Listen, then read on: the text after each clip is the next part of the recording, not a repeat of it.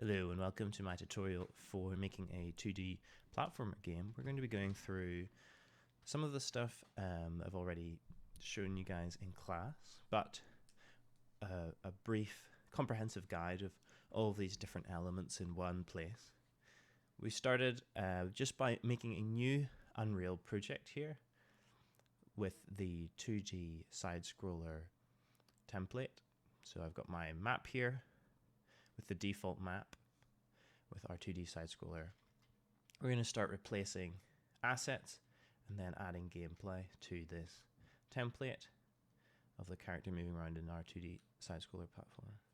So here we go. Here's what we already have. We can move left and right, and we have animations for these. We can jump, etc. So the first thing we're going to do is replace these assets. I've gone onto Piskel and I've started to create something. This will not be, as I'm sure you can tell already, an artistic tutorial. I'm just creating things very quickly. Here's my terrible idle animation that I've created with 2 frames. I'm going to go ahead and in Piskel export this as a sprite sheet, making sure that I have my scale set at 1 times as well. So this is going to download my art asset. I'm also going to make an animation for idle and an animation for movement. So let me go ahead and add a new frame here. And we're just going to quickly edit this character. Again, you'll want to actually spend time making a good idle and a good movement animation. But for now, here's my hilariously bad movement animation that we've got going on here. So there we go. Something that we can differentiate from the idle. So I'm going to go ahead and export this as well as a sprite sheet. So now I've got my 2 sprite sheets, one for the idle and one for the animation. I'm going to go down to my downloads here, and we're going to go ahead and import both of these assets just by dragging them into my content browser from the folder that they're in this case, my downloads folder. Though you have to be careful with organization here, I'm going to put them into the base folder here for now. And while I'm here, I might as well actually make 2 new folders for my art assets. The first one, no, sorry, that's not a folder. Let's try again. New folder. This will be for the idle animation. And we'll go ahead and stick my idle in here. And we might as well make a folder for our run animation. And you'll see why this is useful in a moment, because whenever we go ahead and right click on our asset, we're going to do a couple of things to it to turn it into a sprite and to extract and turn it into an animation. So first of all, we're going to apply Paper 2D texture settings. That way Unreal will now know that this is supposed to be an image that is part of an animation. We're going to then right click on this and extract sprites, which is going to be how we split up our sprite sheet into multiple different images. You can see by default it's on auto, but the problem with that is that it's cropping our image. So I'm going to go ahead and set it to grid instead. I'm going to set my number of cells X to 1 and my number of cells Y to 2. That doesn't seem to have changed anything. So maybe we will just use the cell width and height instead. So I know that my cell width and height is 32 by 32. One of the reasons I can do this is by checking the dimensions of my Piskel image here. So I'm going to do 32 by 32. And we're going to extract. And it's going to extract these now as 2 separate images. And now that I have these 2 separate images, I can select them both, right click, and create flipbook. And this is now going to create my animation. I guess I'll have to call it anim. So there's my idle animation, and I'm going to go do the same thing in my run animation. So I'm going to right click, I'm going to apply Paper 2D settings. I'm going to right click, I'm going to extract sprites. There's 3 images this time, but it doesn't matter so long as we set the grid size. It will recognize how many images there are. So 32 by 32. There's an extra empty image, so I'll just delete that.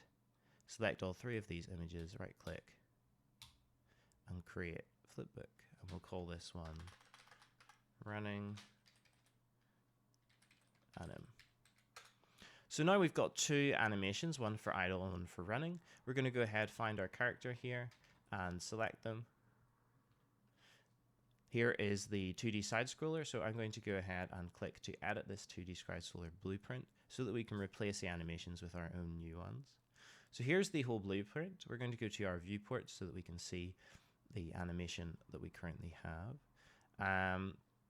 There's two parts to this. The first part is resizing the animation to fit our new smaller animation, and then also changing the animations that are set during the game's running in the blueprint. So I'm going to go ahead and change this idle animation while I have the sprite selected here to the one that I have already, my idle. Now you can see I've got this little tiny sprite. So we're going to solve that issue by scaling this up again. So where's my scaling tool here? There it is. I just pressed R on my keyboard. I could also change these scales here just manually, but I'm just going to go ahead and increase this until it roughly fits the size of the collider that already exists. So maybe even a little larger. Okay. And now I'm going to go to my event graph and find in the top of my view here where the animations are being set in code. So we're going to have to change these to the new idle animation that we've made and the new running animation that we've made.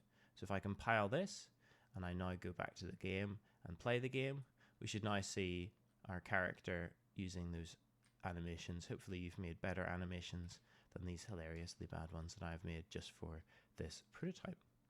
So that's one set of visuals that we've replaced with our own. We're now going to replace some of this background stuff and also make our own tile set. So I'm going to very quickly show you guys how to make a tile set.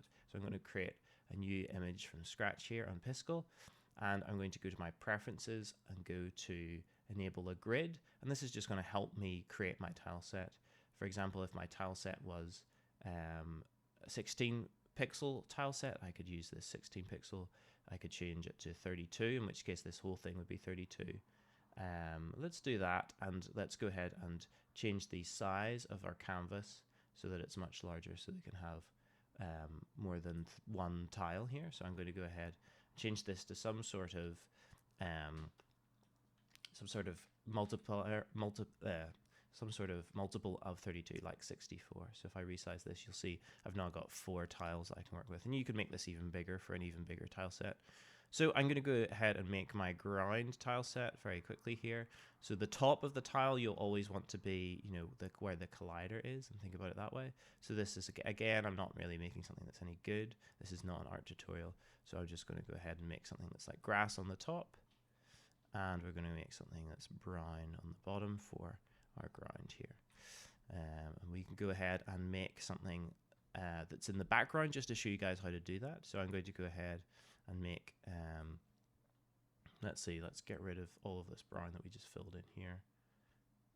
And we could have like something on the ground. So if you want to have something on the ground as part of your tile set, you always want the bottom of it to line up with the top of the tile that you're creating already. So for example, let's say we were going to have a sign or something like that.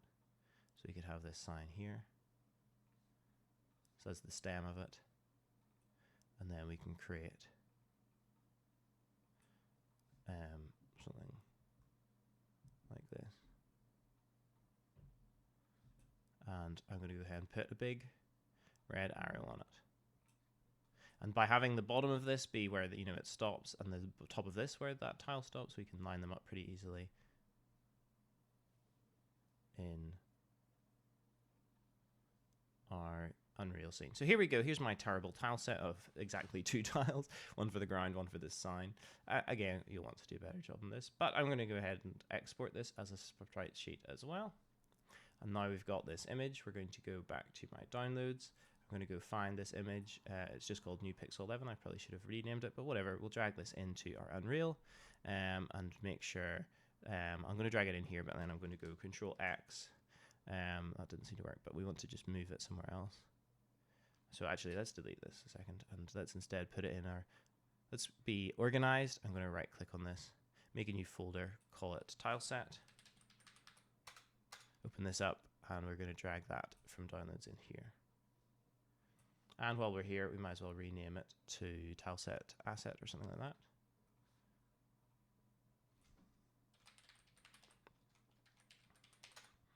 So now that we've got this, we're going to apply Paper 2D settings. You can see it's all blurry. That's because we haven't applied the 2D Paper texture settings. That will make it all crisp and nice, and also use the opacity of the alpha as well, instead of having that be a black background.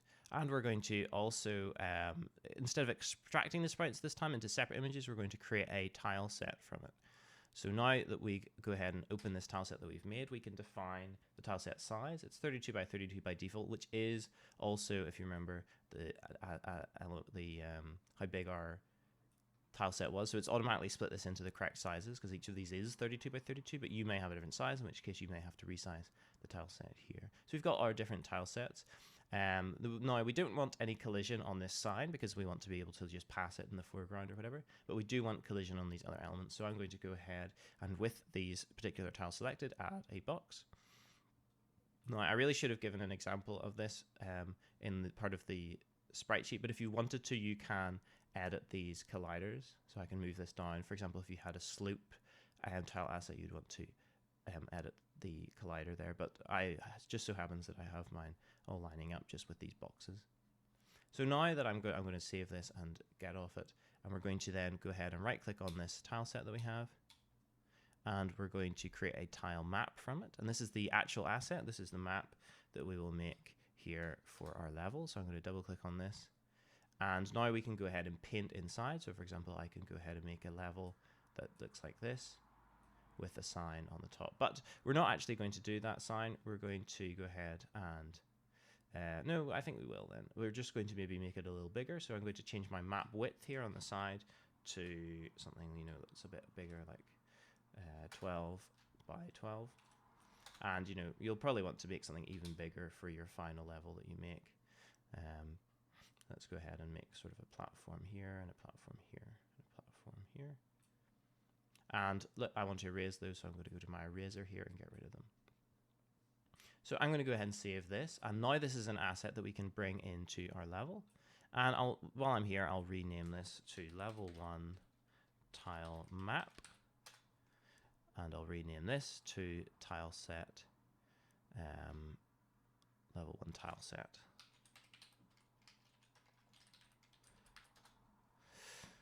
Now that we've got this tile set in our level, I can go ahead and delete all this other stuff, which I will do. I'm going to delete all these platforms. I don't need them anymore. What's that? It's a global processor settings. We'll keep that around, move it away. And we might as well get rid of these massive elements as well, the background and all this other stuff. And there's one more ledge somewhere. Oh no, they're not. They're all gone. I might as well delete the folder. So the size of our tile set here, it might look like it's the wrong size, but it might also just be that it's in the wrong space. So I'm going to go ahead and make sure that I have scaled this tile set the same scale that I had for my character here. So you can see that if I go back to my blueprint here and click on my character I've scaled up to roughly 7.75, and we could make this in exactly the same scale as our map. So I'm going to go ahead and set this scale X, Y, and Z, and that way we'll have a relative pixel dimensions of this scale exactly the same, which will look a little nicer whenever we compare the two. So I'm going to go ahead and set the Y position, which is the depth, to 0, and that way I can make sure that my character intersects with it as well, because I can set the Y-axis 0 coordinates of my character to 0 as well. So let's go ahead and run the game and see what happens. We can move around on our new platform, though you may notice something very strange happening, which is that the scene is getting lighter and lighter as we begin to continue to play the game. That's because there's a default setting in Unreal that needs to be turned off. This may or may not be happening in your level. I'm going to go to find my preferences. I think it's in Edit, Project Settings rather. And we're going to go find, there's a post-processing effect that's on by default. Let me see if I can remember what it is. If we go down to rendering in our project settings, we can find in our lighting, let's see, where is it? Here it is here. In default settings, if you scroll down, there's this auto exposure, which changes the exposure of the camera, which is that lighting issue. We're just going to turn that off. We don't want anything like that happening, and now our level should not get brighter and brighter as the game continues. It's probably because the background is so dark that it's trying to compensate with some sort of auto detection. Okay, so let's go ahead and create a background for our image that we can drag in as well. I'm going to be very, very lazy here and create a new sprite.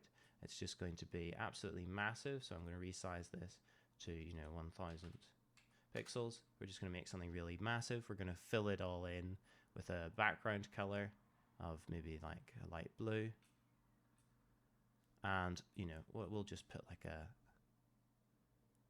few clouds in the sky as well. Again, you'll want to do a much better job of this, but I'm just going to make something quickly to show you what kind of format is going to be required. I'm going to go ahead and export this as a sprite sheet again, even though it's just going to be used as one image. Go to my downloads, drag this into content here. I don't think we need a new folder for this just because it's one image, so I'm going to drag this new image in here, and we'll rename this sky background.